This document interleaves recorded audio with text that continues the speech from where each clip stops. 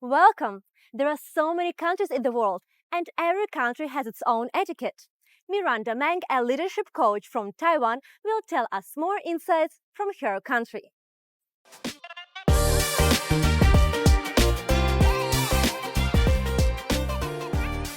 Hello, Miranda. Hello. Thank you a lot that you are ready to share with us some nuances of etiquette in Taiwan. Of course, we have unique culture over here. Yeah, definitely. Can you share with us what are the mindset of local people in Taiwan?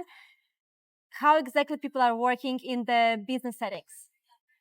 I would say if we're talking about how people are embracive in a way, the behaviors wise to embrace foreigners or embrace newcomers, I would say usually Taiwanese are very friendly, very warm, and would take care of you. Like there must be some people, not one, in the office will like approach you saying, "Do you know where to go get lunch? Do you need this? Would you like to have that?" However, because I assume the people are watching are not Taiwanese, or so if you are a foreigner, there may be two groups of people. One group of people, they are super genuine, super open, super nice, just like a neighborhood type of people. You may think that you know them for decades, those kind of people. There are another group of people maybe be very in distance. Okay. Yes. But if you ask for help, they will help you. Even though they may behave a very coldness way, but actually I feel that's probably personality plus because you're a foreigner, they are not very comfortable interacting with you. So they are kind of be cold and distant. But if you ask for help, that's totally fine. Does it depend also on the age? So either a difference between like younger generation and older generation? I feel for that it's actually across the generations, but definitely there are differences between the different generations.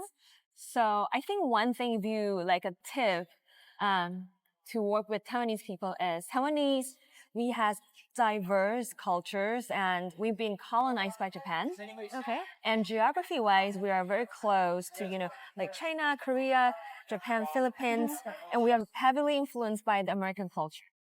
So that would be very awesome. If you know the people you are hanging out with, they are, receiving education from the United States system, or they have family that has long history with Japanese systems, so on and so forth. That would be very helpful because that's pretty extreme, right? Okay.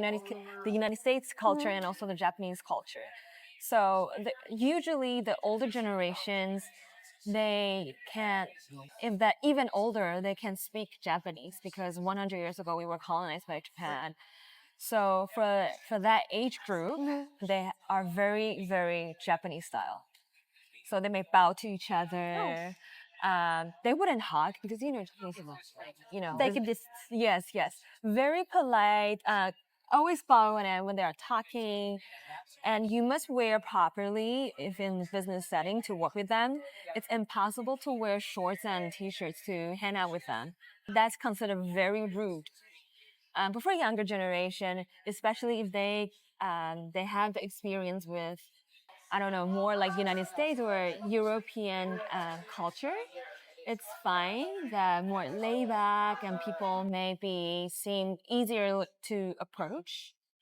So it would be very helpful if you know where the background from, but also when you talk about the age gap, the generation parts, definitely, usually, generally speaking, like the younger people may be more embracive for the foreign types. However, across the spectrum, I would say, generally speaking, Taiwanese are not very direct in communication. so you will not get to answer no. You will get more no likely answer that you can get from the Japanese. But even Singaporeans feel that we are a little bit indirect. How you greet in Taiwan? Do you bow or you give hand for a handshake? So just like I mentioned earlier, if you meet with those very senior generation, they may bow. They're like very Japanese style. But besides that, people just handshake. And we don't do the American firm handshake. If you meet someone doing the firm handshake with you, They probably have in the American culture background. Okay, so how it has to be? So usually it's just like this, Okay, like soft ones. so fast. Yes. Okay, so and like if the person will make a really firm handshake, does it considered rude? People may feel weird. Okay. But with it doesn't bother them. It's not bothering. They're just like, oh, okay. Okay, It doesn't matter. It doesn't matter. And we don't hug. you don't hug. No. So That's it's still impossible. keep distance. In the business world. I mean, like friends, okay, but in the business world, no. People may feel like, oh my God, it's sexual harassment or whatever. Yeah, no. Yeah, if I will go to Taiwan and I need to have any negotiation, should I bring someone for translation or I can just use English? Depends on the industry. If you're in tech, if you're in semiconductor, it's fine to use English. People actually people understand, but if you are in a, for example, banking system, you may ask in advance saying, should we have an interpreter? It's not because they wouldn't feel that it's insulting. No, they will feel like, oh, you are very considerate. It just, in some industry, they may want to be very specific in every single point. So they may want some support from the interpreter. Or when you are doing the business with a little bit more senior people, they may feel more comfortable with some helps. Okay. Do I need to bring gifts? If you bring, I would suggest something small. Okay. Not like extremely, obviously it's so expensive, but maybe like a token from your hometown, like, oh, this is what, food, we love food. So everything, if you don't know, talk about anything, just talk about food, okay? Just say, oh, this is what we have for, I don't know, breakfast or afternoon tea, and just like sharing, like, the culture's piece. I think people can take it. But if you bring something that's seemingly very expensive, people may feel, oh my God, can I take it? Like, it might be too much. But should I bring it for the first meeting or better not? I think if you have like, I don't know, like special chocolate from your hometown, that's really something you love in your first visit, I think it's fine. Is there any tips if I want to close the deal really fast? If I want that negotiation are going smooth and fast, what should I do? What should I concentrate on? Don't think about fast. Okay. But I would say we don't process it very slow. Not at all. And actually, there are not a lot of like hidden agenda. Like people doing business, like they will follow, like if they reply you email in this way, they mean this way. If they say that we need authority to approve it, they need authority to approve it. However, if you don't think about we are human beings and human beings, you're just thinking like this is item 1 to 10 and we have to close this. It depends. Some people may be okay. Some people may be like, why? So mostly in Taiwan, at first we speak about personal relationships and then only about business. I think people appreciate the warmth of human beings. So if you encounter with them, if that's what you feel comfortable, that's who you are, and you share about your enthusiasm or you share about, my curiosity as human beings to human beings, that's very fine. But people talk about business first. Okay. However, the small talks before, the presentation starts, those kind of things, that matters. Okay. And after the meetings, it's very normal that Taiwanese colleagues may host you for dinner or drink, something like that. They may ask you like, do you want us to show you around? I think people are prepared for that. They wouldn't feel that's super heavily for them. So that will be also a nice way for you to connect with each other. And during this dinner or like cocktail hour, do you discuss also business? So can we talk about business and take decisions during lunch or dinner time? I think it's possible to extend the conversation, but decision is made in the official meeting. Okay, so you don't have like official meetings during lunch. You have official meeting by the table in the meeting room. Like... However, if your industry is a very, very, very traditionalized, and you yourself in your country, and you expect a lot of like drinking things and a lot of, KTV karaoke things. Okay. If that's what your business environment is, that maybe there will be some decisions making during those hangout time. But that's only within to those kind of industry. So years ago, people were spending a lot of time at karaoke and bars, Yes, right? yes. Okay, that's probably difference between like Europeans and Yes, like kind of yes. Asian culture, because by us, like we totally don't go to karaoke, at least not to close the deal. Yes, yes, yes. Nowadays, people would just do this as a treat, Okay.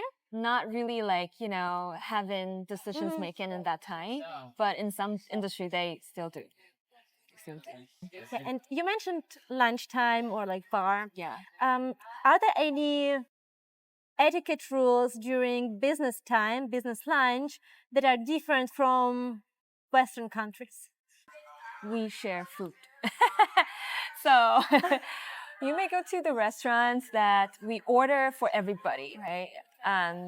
But we, at this moment, not if you come here 20 years ago, no, but right now you are fine that we have our own set of plates, chopsticks, fork, knife, those kind of things, and we have the ones that on that plate. So the hygiene wise perfectly fine, but we share food. And Taiwanese very likely would encourage you to try everything, and they may watch you because they want to be a good host. So if you don't take that dish, they will be like, "Oh, is it because it's too far away you cannot reach, or is it?" They want to make sure that you try everything, that you enjoy it. It is a little bit rude if you do those kind of things. Like, I don't want it. No, that's not for me. Okay. That's rude. So how to say no if you are full or like you don't want to try something? You're just saying in a nice way, like, I'm really full now. I really enjoy it. I'm happy. It's really, I'm done. I'm really done. Thank you. Thank you. And probably need to repeat it a couple of times, right? Yes. Okay. Yes. Okay. So basically we can say no, but not directly. Yes, not directly, because it's really considered, especially because I have seen like Europeans doing the body language, like, no, and that's considered very rude. Okay. So if tomorrow I will decide to come to Taiwan and work together with Taiwanese people, create a business, what should I think about in the first way? Find a local friend. Okay. Yeah, and especially even nicer if you can get a local friend that is in your industry, because every industry have their own nuance. Okay. Yeah. But besides that, I think Taiwanese are super friendly to foreigners. You may have some problems that's nothing to you, like people wouldn't argue because you're a foreigner, but if I do it, I'm gonna get troubles. So, so I think people tend to be much more embracive and forgiving when they are interacting with foreigners. But if you have a local friend, that will help. And also, watch out for the banking system. The banking system is convenient in Taiwan for locals, but then later I learned not as convenient as what we experience as locals with foreigners, but much easier with the Japanese government. All right. Good to know. Thank you a lot for sharing all of this information. I'm sure that it was super useful to everyone. That would be nice. My pleasure. Welcome to Taiwan.